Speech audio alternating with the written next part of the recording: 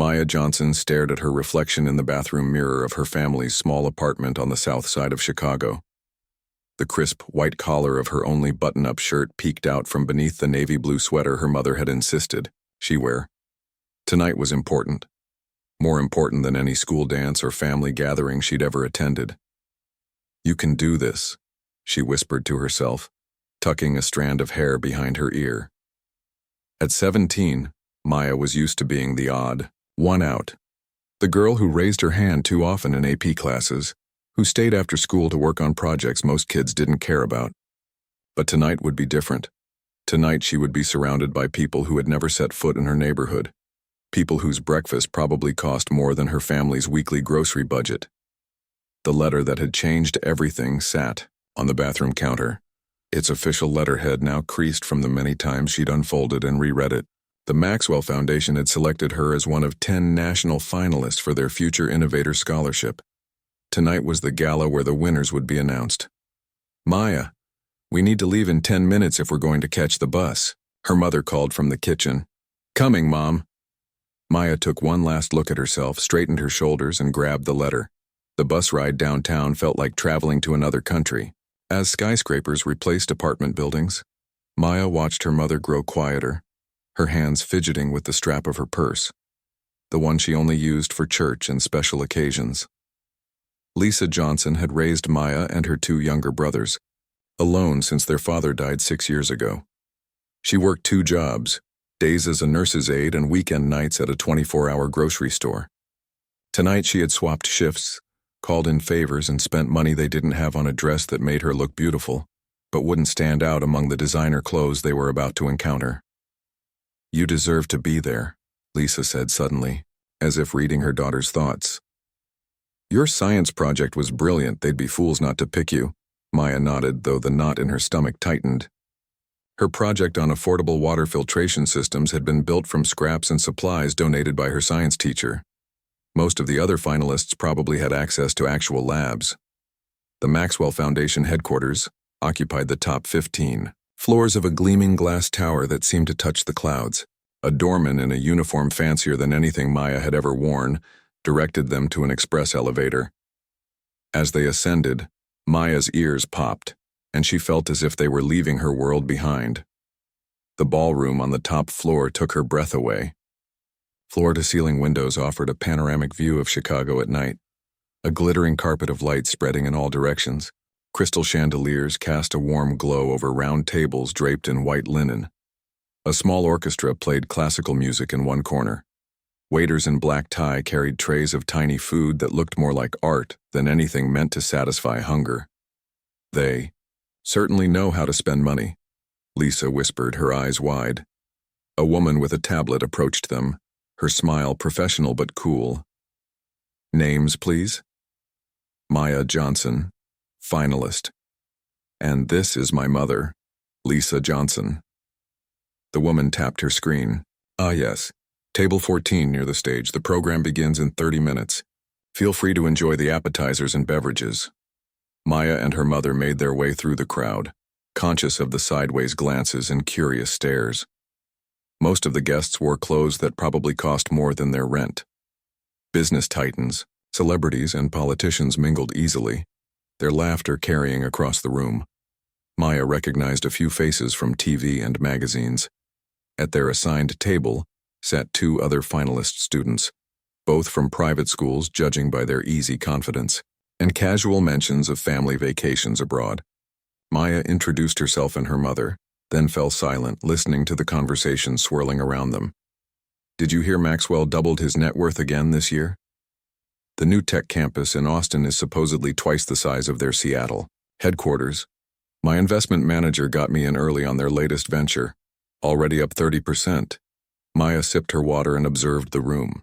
She had researched Richard Maxwell extensively after becoming a finalist.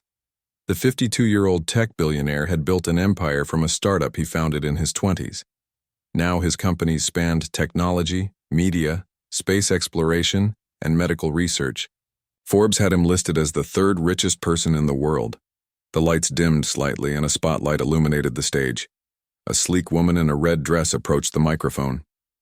"Ladies and gentlemen, welcome to the 10th Annual Maxwell Foundation Future Innovators Gala. We are delighted to have you all here as we celebrate the brightest young minds of tomorrow. Please join me in welcoming our founder and chairman, Mr. Richard Maxwell. The applause was immediate and enthusiastic, as a tall man with salt and pepper hair and a tailored suit that seemed to shimmer under the lights strode onto the stage. His smile was practiced, perfect for cameras, but didn't quite reach his eyes. Thank you, Maxwell said, raising his hands to quiet the crowd. 10 years ago, I created this foundation with a simple belief. Talent can be found anywhere, but opportunity cannot. Tonight, we celebrate 10 extraordinary young people who have demonstrated exceptional creativity, intellect, and determination. He continued with practiced charm, speaking about innovation, future economies, and the power of individual drive. Maya listened intently, noting how often he used I instead of we, how his story emphasized his own brilliance rather than any help he might have received. I built my first company with nothing but $2,000 and an idea everyone said wouldn't work, he boasted. No connections, no safety net, just hard work and refusal to give up. That's what I look for in these scholarships. Young people who understand that success comes from within, not from handouts or advantages. Maya's mother shifted uncomfortably beside her. They both knew that wasn't entirely true. Maya had read articles mentioning Maxwell's early investor connections through his uncle, his education at an elite boarding school, the safety net of family, wealth that allowed him to take risks. The speech continued as Maxwell described each finalist's project. When he reached Maya's water filtration system, his description felt condescending. A charming solution using simple materials. Resourceful, if somewhat basic in its approach. Maya felt her cheeks burn. Her system might not be fancy, but it worked. She'd tested it for months, improved it repeatedly, documented every failure and success. The dismissive tone in his voice suggested he saw her work as a cute attempt rather than serious science. After describing all 10 projects, Maxwell paused dramatically. Tonight, we will award 5 full scholarships to any university in the country, plus mentorship and internship opportunities within Maxwell Industries. The remaining 5 finalists will receive a one-time grant of $5,000. Maya's heart pounded.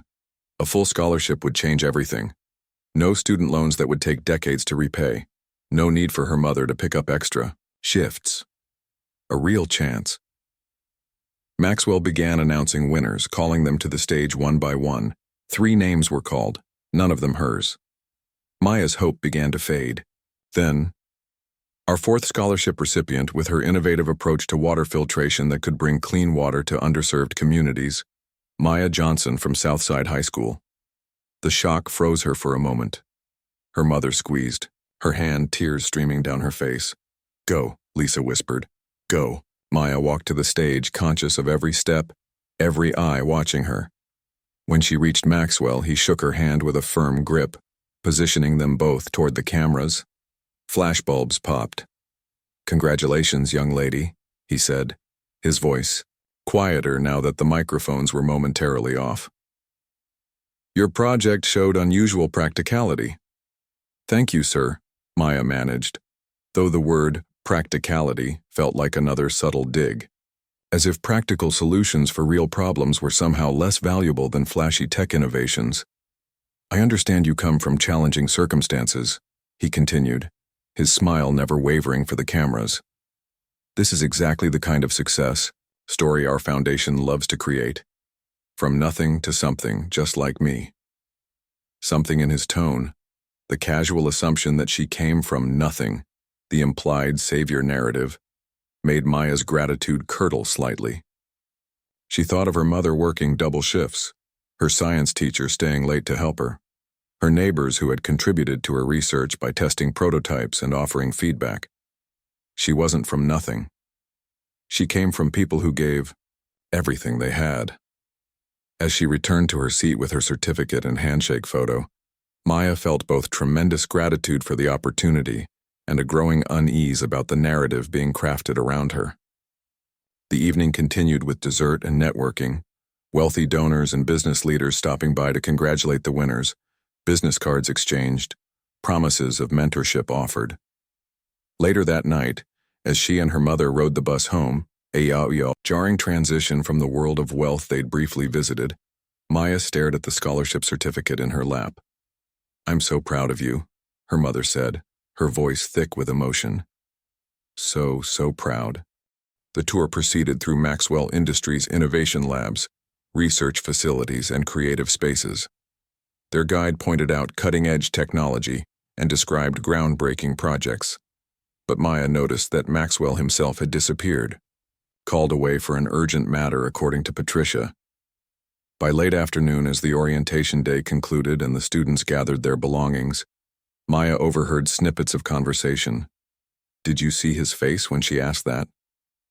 "I can't believe she actually called him out." "Do you think she'll still get the internship after that?" Maya tried to ignore them as she packed up her folder. She hadn't intended to create drama or challenge Maxwell publicly. The question had simply formed in her mind and found its way to her lips before she could fully consider the consequences. As she waited for the elevator, Zoe appeared beside her.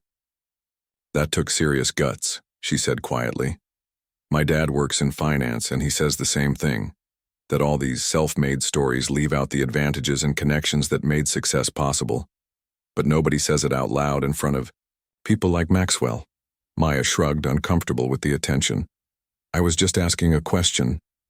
"Well, it was the question nobody else was willing to ask," Zoe replied. "And did you notice? He never really answered it." The elevator arrived, and they stepped inside. As the doors closed and they began their descent from the rarefied air of Maxwell's empire back to street level, Maya wondered if her question would be forgotten by tomorrow, a minor moment of awkwardness at a routine event, or if it might somehow matter more than that. She couldn't know that by morning her words would be traveling across social media, or that Richard Maxwell was already pacing in his penthouse, her question echoing in his mind, disrupting decades of carefully crafted personal mythology. "Don't you have kin too?" 5 simple words that would change both their lives. Maya didn't realize anything unusual was happening until her phone wouldn't stop buzzing during first period the next day. She had silenced it, but the continuous vibration in her backpack was impossible to ignore. When she finally checked it during break, she found hundreds of notifications from social media platforms she rarely used. "What in the world?" she whispered, scrolling through message after message from strangers. Some were congratulating her, others calling her names she would never repeat. Confused, she opened a link someone had sent. It was a video clip, clearly filmed secretly during yesterday's lunch. The footage showed her asking Maxwell that question, "Don't you have kin too?" and his momentary speechlessness afterward. The clip had already been viewed over 2 million times. "Oh no," Maya breathed, her stomach sinking. Someone at the lunch had recorded their exchange and leaked it online. Now it was spreading like wildfire, with hashtags like #CarmKin2 and #UnBillionaires, speechless, trending across platforms. Her best friend Tanya peered over her shoulder. "Is that you? With Richard Maxwell?" Her eyes widened. "Girl, you're famous." "I don't want to be famous," Maya replied, closing the app quickly as more students began looking her way, recognition dawning on their faces. By lunchtime, the story had been picked up by news outlets. Maya's phone rang with calls from numbers she didn't recognize, journalists seeking comments. She turned it off completely, trying to focus on her classes, but it was impossible. Even some teachers had seen the clip. Maya, her history teacher, Mr. Washington said quietly as she left his classroom. "Just want you to know that took courage, real courage." She nodded awkwardly, unsure how to respond to praise for something she'd never intended to become public. When the final bell rang, Maya found her mother waiting outside in their old Honda, something that never happened on weekdays. "Get in," Lisa said, looking worried. "We need to talk." As they pulled away from the school, Lisa explained that reporters had shown up at both her workplaces looking for comments about Maya's confrontation with Maxwell. "I had to leave early," she said, her knuckles white on the steering wheel. "My supervisor was not happy." "Maya, what exactly happened yesterday?" Maya explained about the lunch, the question, Maxwell's reaction. "But I didn't record it or leak it, Mom, I swear someone else did that." Lisa sighed deeply. "I believe you. But honey, people like us don't challenge people like him without consequences. When they arrived home, they found a news van parked on their street. Lisa drove past their building and parked several blocks away. They walked back using the alley behind their apartment complex, slipping in through the rear entrance. Inside their small apartment, Maya collapsed onto the couch, overwhelmed. "I'm sorry, Mom. I didn't mean for any of this to happen." Lisa sat beside her, taking her daughter's hands in hers. "You have nothing to apologize for. You asked a fair question. The problem isn't what you did, it's the power difference between you and him, and how people are reacting to seeing that power challenged." Maya's phone, which she'd turned back on, buzzed with a text from an unknown number. "Check your email."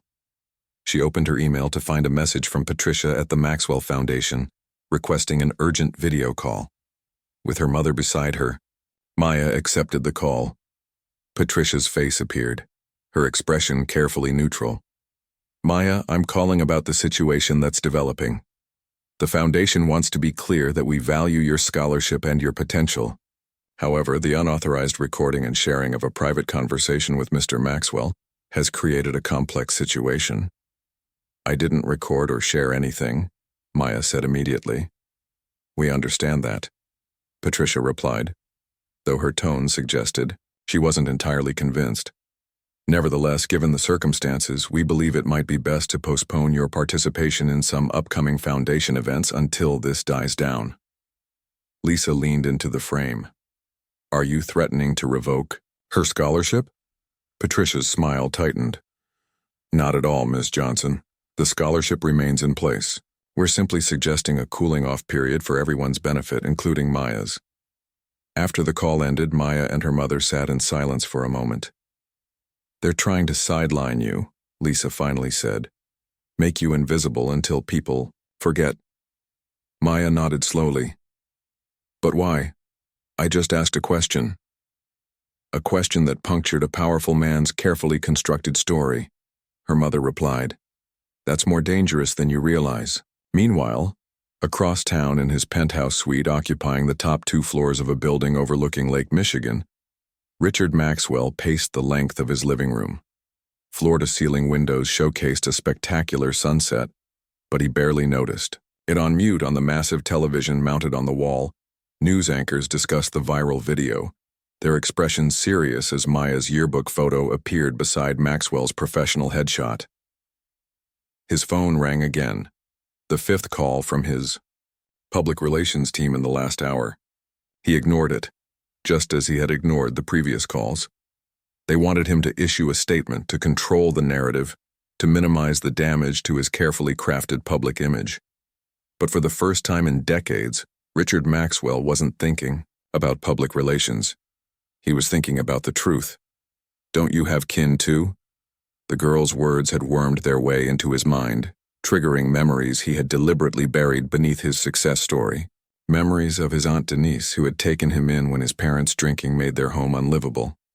She had worked night shifts as a nurse, but still made time to help him with homework, to attend his science fairs, to make sure he had what he needed for school. He remembered Mr. Foster, his high school computer science teacher, who had stayed after school for months to give him access to the school's computer lab, who had written a glowing recommendation that helped him get into MIT despite his spotty attendance record caused by his unstable home life, and Uncle James, his mother's brother, who had indeed introduced him to Walter Green, his first significant investor. James hadn't been wealthy himself, but as a building manager for high-end properties, he had connections to people who were. That introduction had been the difference between Maxwell's company surviving or failing in its critical first year. These people and others had formed the support system, the kin, as Maya had put it, that made his success possible.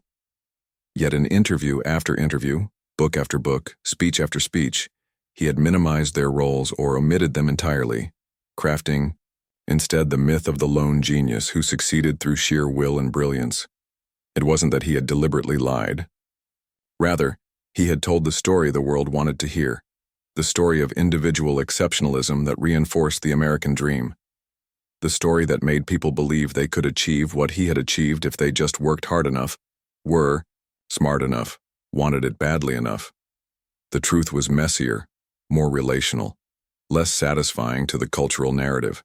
And over time, he had begun to believe his own edited version of events, until a 17-year-old girl had called him on it in front of witnesses. Maxwell stopped pacing and stared out at the darkening sky. His reflection stared back at him from the window, a successful man by any measure, yet suddenly unsure of the story he'd been telling about himself for most of his adult life. His phone rang again. This time it was his sister Claire, the only family member he still spoke to regularly, though not as often as he should. "Have you seen it?" she asked without preamble when he answered. "Of course I've seen it," he replied, rubbing his forehead. "It's everywhere." "She's right, you know," Claire said bluntly. "That girl, you had plenty of help. We all did, despite everything. Aunt Denise practically raised you for those years. And Uncle James, I know," Maxwell cut her off. "I remember." "Do you? Because your whole brand is built on this self-made billionaire myth that—" "Claire, not now," he interrupted again, his voice sharper than he intended. His sister went quiet for a moment. "What are you going to do about it, Richie?" she asked, finally using his childhood nickname. It was a good question. His PR team wanted him to release a carefully worded statement acknowledging that while he had received some support, the core of his success story remained his own vision and hard work. They wanted to arrange a photo op with Maya, where he would be gracious and mentorly, diffusing the tension without actually addressing the substance of her question. It was the obvious move, the safe move, the move he had made countless times before, when faced with public relations challenges. But something felt different this time. "I don't know yet," he told his sister honestly. "I need to think." After hanging up, Maxwell opened his laptop and did something he hadn't done in years. He searched for information about the people who had helped him. Aunt Denise had passed away while he was in college, before his first company took off.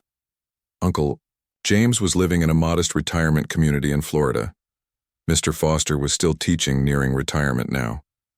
Had he ever properly thanked them?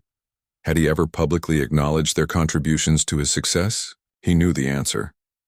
As the night deepened, Maxwell found himself drafting an email, deleting it, drafting again, not to his PR team or his legal department, but to Maya Johnson. Several times his finger hovered over the send button, but he couldn't quite bring himself to press it. What could he possibly say to her? That she was right? That a simple question from a scholarship recipient had forced him to confront the gaps in his own origin story? That he, a man worth billions, had been rattled by a teenager's observation?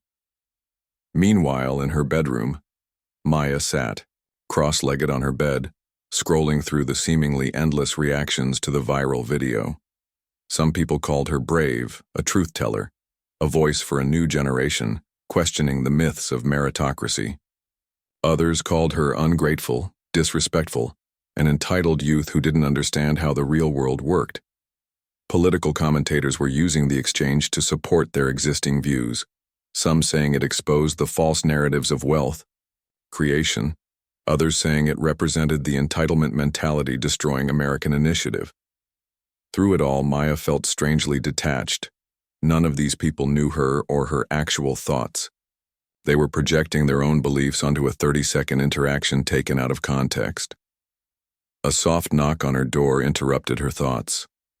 Her mother entered, sitting on the edge of the bed. "How are you holding up?"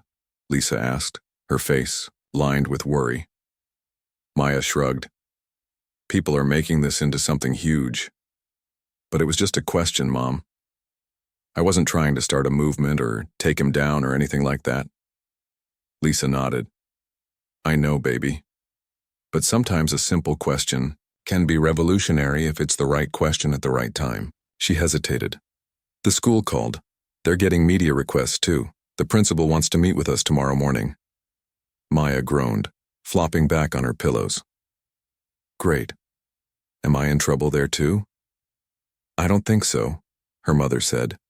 "They seemed more concerned about protecting you from all the attention. But we need to figure out how to handle this. It's not going away as quickly as I hoped." Later that night, as the apartment grew quiet, Maya stood at her window, looking out at the city lights. Somewhere out there, Richard Maxwell was probably in a crisis meeting with expensive advisors, figuring out how to respond to her question. She hadn't meant to challenge his entire narrative, or to go viral, or to become a symbol in some larger cultural debate. She had simply wanted to know why successful people so often erase the support systems that helped them succeed. The communities, the family members, the teachers, the mentors, the friends who believed in them before anyone else did. Because Maya knew with absolute certainty that if she ever achieved significant success in life, she would make sure everyone knew about her kin, her hard-working mother, her dedicated teachers, her supportive community. She would never pretend she had done it alone. As she finally crawled into bed, her phone buzzed one last time. It was a text from Zoe, the girl from the lunch. "Whatever happens, know that you said what a lot of us were thinking but were too afraid to say. Don't let them make you doubt yourself." Maya smiled slightly as she set her alarm for the next day. Whatever came next, whether the scholarship remained or was taken away, whether the attention faded or intensified, she knew she had spoken a truth that needed to be spoken. And somewhere across town, Richard Maxwell was still awake too, confronting that same truth for the first time in decades, wondering why it had taken a teenager's simple question to make him remember the people who had made his success possible, the kin he had written out of his own story. 3 days after the video went viral, Maya sat at the kitchen table with her mother and 2 younger brothers picking at her dinner. The media frenzy hadn't died down. If anything, it had intensified. Talk shows were discussing the exchange, opinion pieces were being written, and social media couldn't get enough of the teenager who had left a billionaire speechless. Maya's school had become a target for journalists, forcing the administration to hire temporary security. She had been staying home, trying to keep up with assignments remotely. The foundation hadn't contacted her again after Patricia's call, leaving her scholarship status in an uncomfortable limbo. "Eat something, honey," Lisa urged, watching her daughter push food around her plate. "You need your strength." "I'm not hungry," Maya replied, but took a small bite anyway to make her mother happy. Her 13-year-old brother Andre looked up from his phone. "Hey, you're mentioned in this article about Gen Z challenging wealth inequality. They're calling you a—" "I don't want to know," Maya cut him off. "Please, can we just have one meal without talking about this?" The family fell silent, the only sound the scrape of forks against plates. Then the building's ancient intercom buzzed, a rare occurrence since most visitors just called up from the street entrance. Lisa frowned, rising to press the talk button. "Yes? Ms. Johnson?" The voice coming through the speaker was male, professional. "This is Carl Weber, head of security for Richard Maxwell. Mr. Maxwell is here and would like to speak with you and your daughter. May we come up?"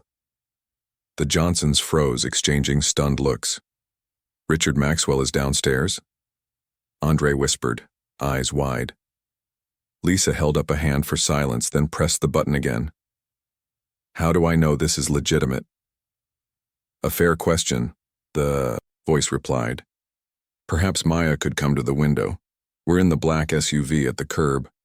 Maya rushed to the living room window and peered down at the street 4 floors below. A sleek black SUV with tinted windows was indeed parked outside their building, looking comically out of place in their neighborhood. As she watched, the back door opened and a familiar figure stepped out, looking up toward their apartment. She gasped, "Mom, it's really him." Lisa joined her at the window, her expression hardening at the sight of the billionaire who had thrown their lives into chaos. "What does he want?" "Only one way to find out," Maya said. Her mother hesitated, then pressed the intercom button again. "You can come up, apartment 412, she turned to her sons, boys' rooms now."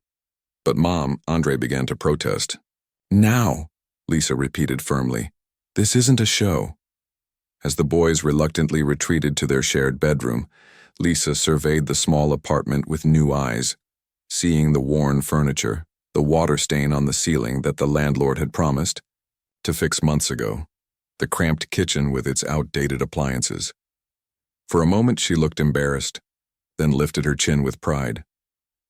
This was their home, modest but clean and filled with love. A knock came at the door. Lisa straightened. Her shirt took a deep breath and opened it. Richard Maxwell stood in the hallway, a security man positioned discreetly behind him. Up close, the billionaire looked different than he had at the foundation, less polished, more human. He wore jeans and a simple sweater, though both were clearly expensive. His expression was unreadable. "Ms. Johnson," he said with a slight nod.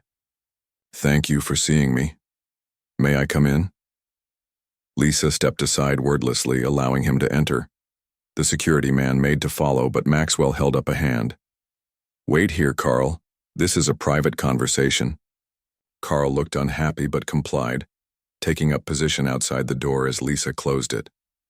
Maxwell stood awkwardly in the center of the living room, taking in his surroundings. His gaze landed on Maya, who had remained near the window. "Hello, Maya," he said quietly. "Mr. Maxwell," she replied, her voice steadier than she felt. An uncomfortable silence fell. Lisa crossed her arms. "You came to our home for a reason, I assume." Maxwell nodded. "Yes. I apologize for arriving unannounced. I thought it would attract less attention than a formal meeting somewhere public." He gestured to the couch. "May I sit?" Lisa indicated permission with a curt nod, then sat in the armchair across from him. Maya perched on the arm of her mother's chair, their shoulders touching in silent solidarity. Maxwell settled onto the couch, then seemed unsure how to begin. This hesitation, so different from his confident public persona, made him appear suddenly older, more vulnerable. "I've spent the last 3 days thinking about your question, Maya," he finally said. "Don't you have kin too? It's been a long time since anyone has challenged me so directly or made me reflect so deeply." He leaned forward, clasping his hands between his knees. "The short answer is yes. I do have kin, or I did. People who supported me, believed in me, sacrificed for me. People without whom I would never have succeeded." Maxwell's gaze moved around the apartment, taking in the family photos on the walls, the stack of school books on the coffee table, the science fair ribbons pinned to a bulletin. "Bored. My aunt raised me during my teenage years," he continued. "My parents struggled with addiction and their home wasn't safe. Aunt Denise worked night shifts as a nurse but still made time to check my homework, attend my events, make sure I had what I needed. She died before I made my first million. I never got to repay her kindness." The raw honesty in his voice surprised Maya. This wasn't the polished storyteller from the foundation lunch.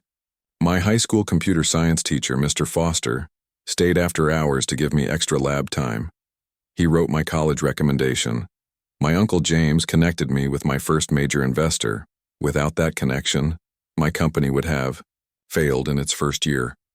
Maxwell rubbed his face with one hand. "Somewhere along the way, as my success grew, these people began to fade from my story. Not because I forgot them, but because the narrative of the self-made man was more compelling, more marketable. It reinforced what people wanted to believe, that success comes solely from individual merit and effort." Lisa's posture remained stiff, protective. "Why are you telling us this?" "Because your daughter asked a question that deserves an honest answer," Maxwell replied. "And because I owe her an apology." He turned directly to Maya. "I'm sorry for how I responded at the lunch. I'm sorry for how the foundation handled the aftermath. And I'm deeply sorry that you've been subjected to public scrutiny because someone recorded a private conversation." Maya studied him, trying to gauge his sincerity.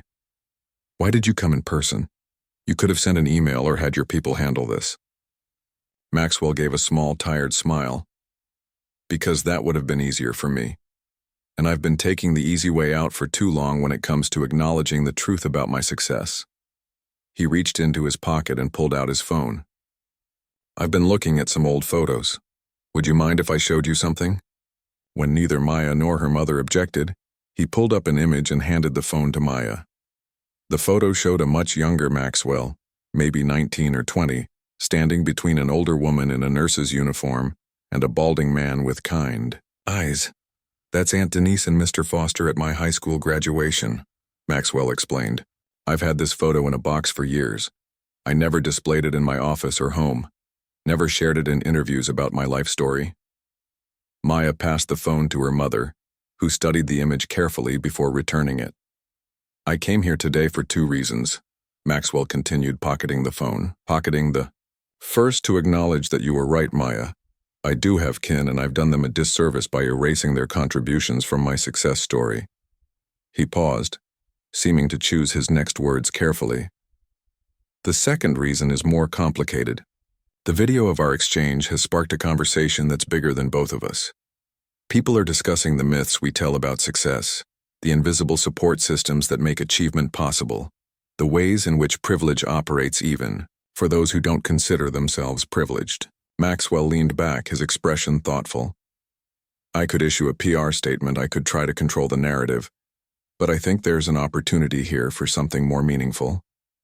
Lisa's eyes narrowed with suspicion. What exactly are you proposing? I'd like to have a real conversation with Maya, not a staged photo op, not a scripted exchange, but an honest dialogue about success, support systems, and acknowledgement. I'd like to listen more than I speak. He turned to Maya. Only if you're comfortable, of course, and only with your mother's approval. This would be on your terms, not mine or the Foundation's. Maya exchanged a glance with her mother, seeing her own mix of caution and curiosity reflected there. Why should we trust you? Lisa asked bluntly. This could easily be damage control, a way to neutralize the situation and protect your image. Maxwell nodded, accepting the challenge. A fair concern.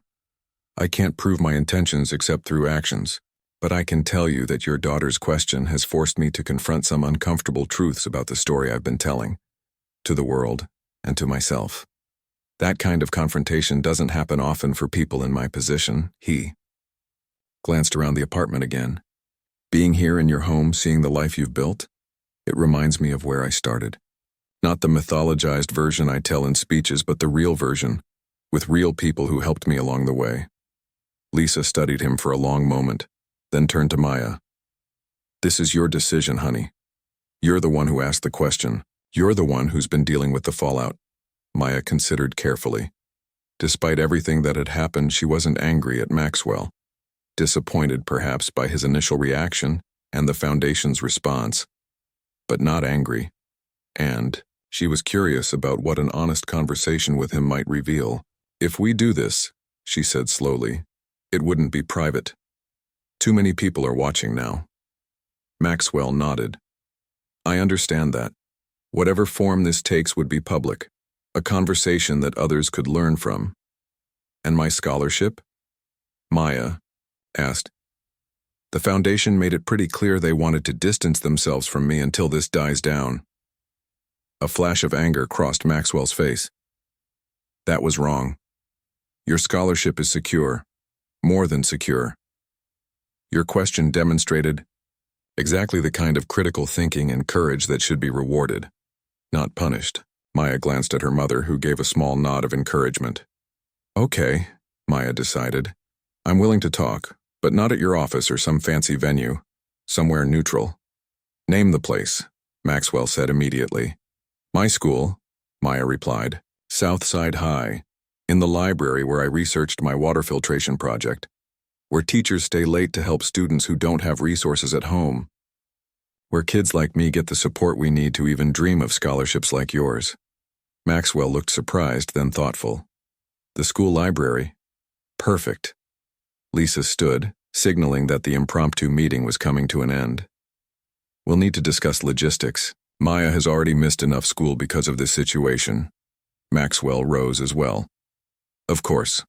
My assistant will contact you tomorrow to arrange details, only with your approval at every step. He hesitated, then added, Thank you both for hearing me out. I know I was the last person you expected or wanted to see today. As he moved toward the door, Maxwell paused, looking back at Maya. You know, in all the interviews I've done, all the speeches I've given, no one has ever asked me that question about the people who supported me. They ask about strategies and investments and vision, but never about kin. His expression softened. Maybe that says something about what we value as a society. After Maxwell and his security detail departed, The apartment felt strangely quiet. Lisa locked the door and leaned against it, exhaling slowly. "Well," she said. "That was unexpected." Maya nodded, still processing the surreal experience of having one of the world's richest men sitting on their worn couch, showing them family photos, speaking with uncharacteristic vulnerability. "Do you think he was sincere?" she asked her mother. Lisa considered the question. Hard to say. Men like that are practiced at appearing sincere when it serves them. She crossed to the window, looking down at the street where Maxwell's SUV was pulling away. But there was something in his eyes when he showed us that old photo, some kind of recognition or remembering. She turned back to Maya. "Just be careful, honey. Keep your guard up." "I will," Maya promised. Later that night, as she lay in bed, trying to sleep, Maya replayed the unexpected visit in her mind. She thought about the contrast.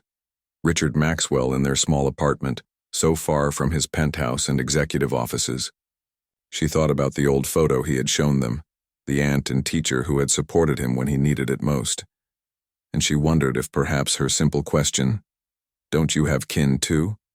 had touched something deeper than she'd intended.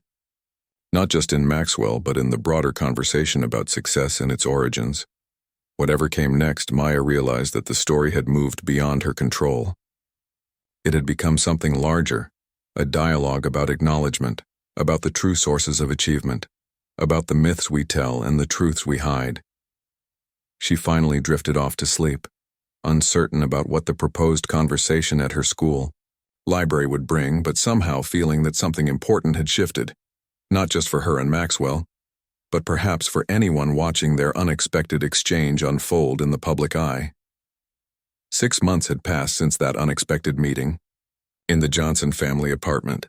6 months since Richard Maxwell had sat on their worn couch and acknowledged the truth behind Maya's question.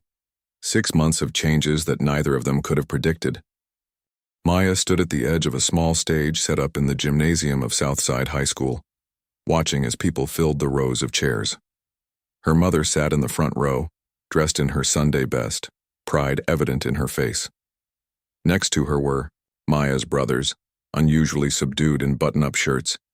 Teachers, students, community members, and press filled the remaining seats. At the center of the stage stood a podium with a simple banner hanging behind it.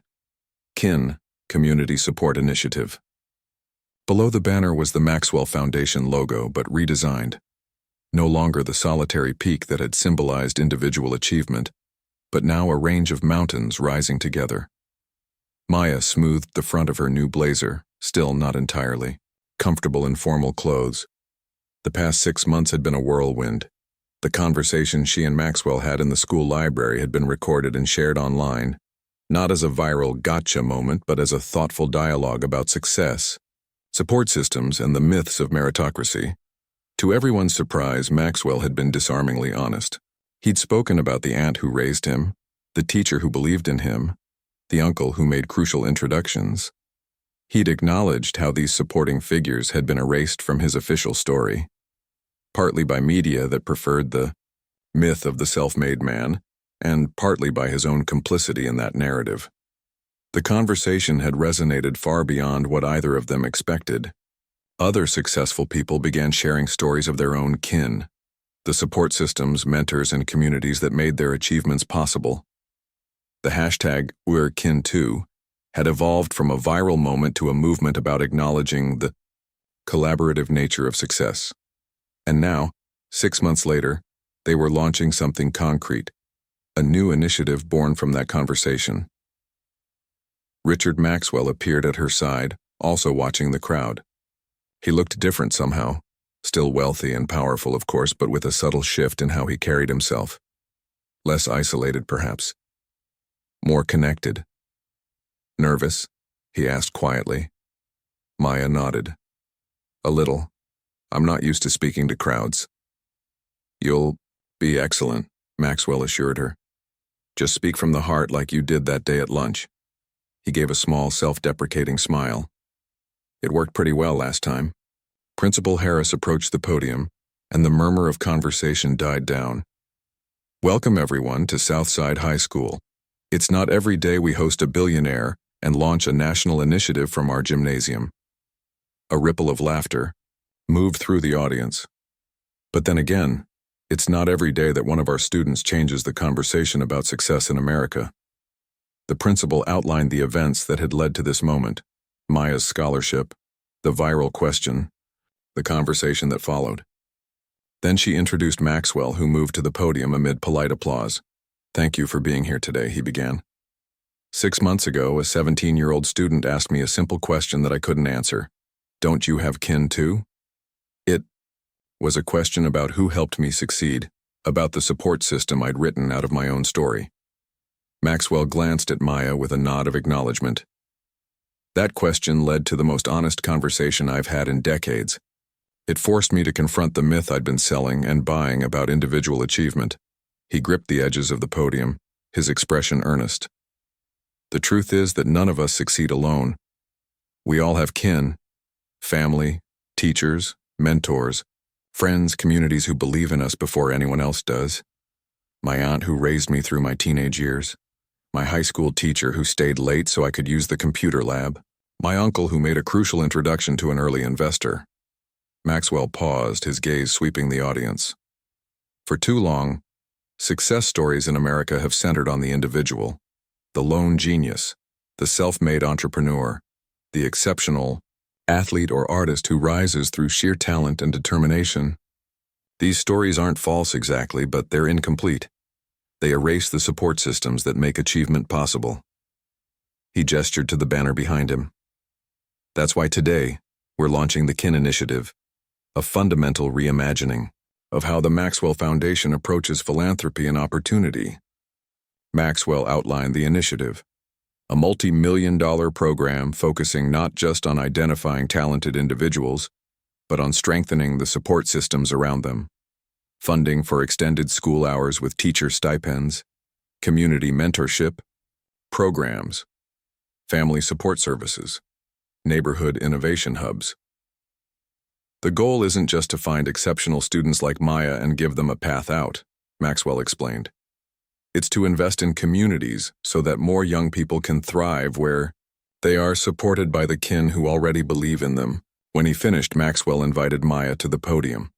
As she took his place looking out at the sea of faces, Maya felt a momentary panic. Then she spotted her mother in the front row, nodding encouragement, and found her voice. 6 months ago, I asked a question that I didn't expect to go viral or start a movement, she began. I was just curious about something that had bothered me, the way successful people often forget to mention those who helped them along the way. Maya looked around at the familiar surroundings of her school gymnasium. I've been lucky to have amazing kin in my life. My mother, who works 2 jobs and still makes time to help with homework and science projects. Teachers like Ms. Chen, who stays after school to give students extra help. Neighbors who tested my water filtration prototypes and gave feedback. Friends who believed in me when I didn't believe in myself. She gestured to the banner. The KIN Initiative recognizes that talent is everywhere, but opportunity and support aren't. It invests in strengthening the connections that help young people succeed, not just with scholarships for a few, but with resources for many. Maya explained her role as the founding member of the initiative's Youth Advisory Board, a paid position she'd be continuing as she started college in the fall. She described how the board had helped shape the program's priorities based on what communities actually needed, not what wealthy philanthropists assumed they needed. The most powerful thing about this initiative is that it doesn't just give people fish or teach them to fish, Maya said. It recognizes and strengthens the community of people who fish together, who share knowledge, who support each other through storms. As the event continued, Maya watched from her seat as Maxwell called several people to the stage.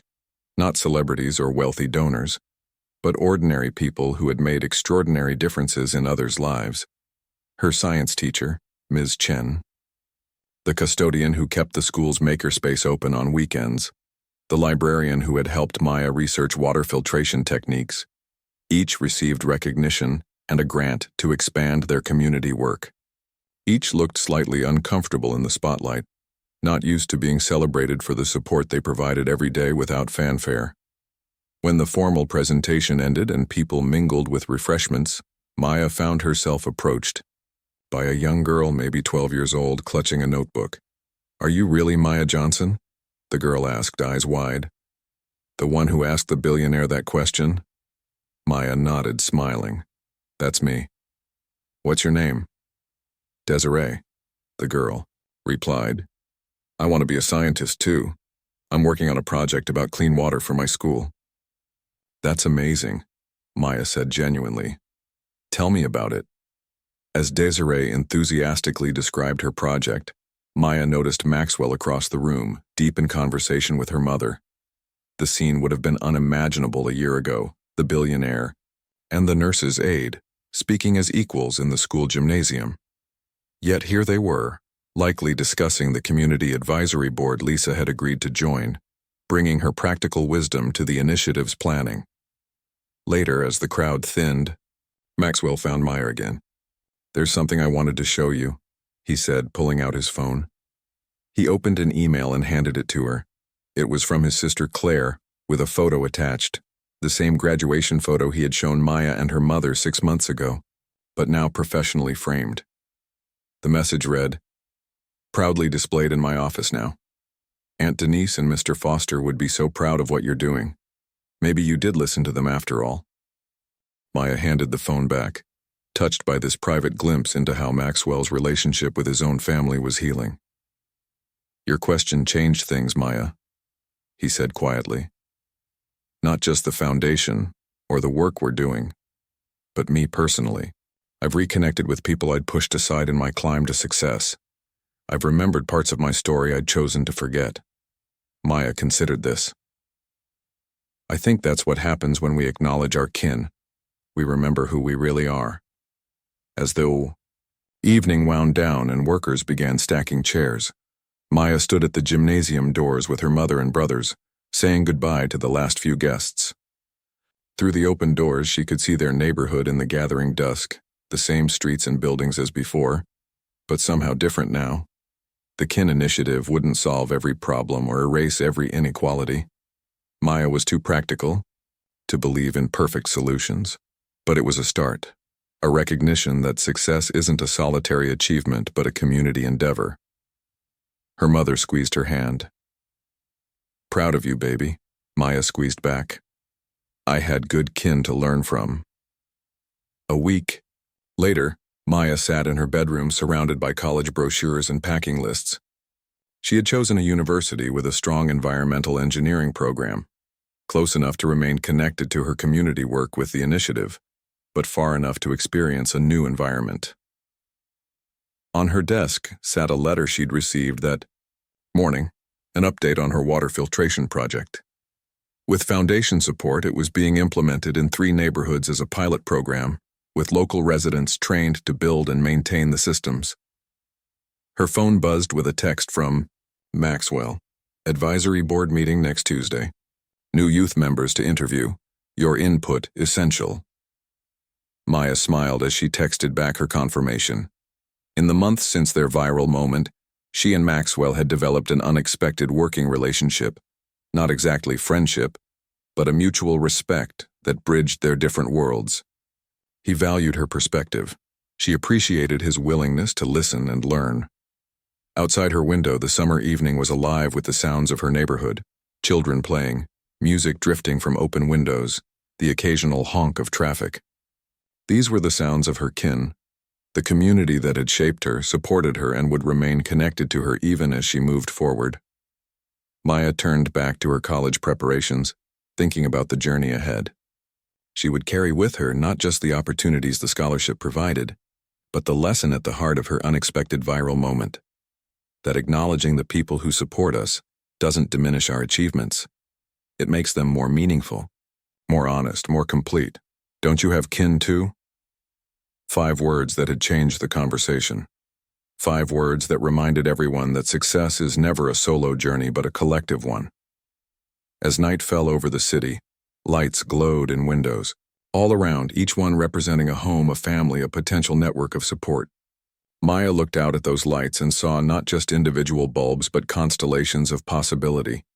Kin connected to kin, forming patterns of opportunity and achievement that no one person could create alone. The question had been answered.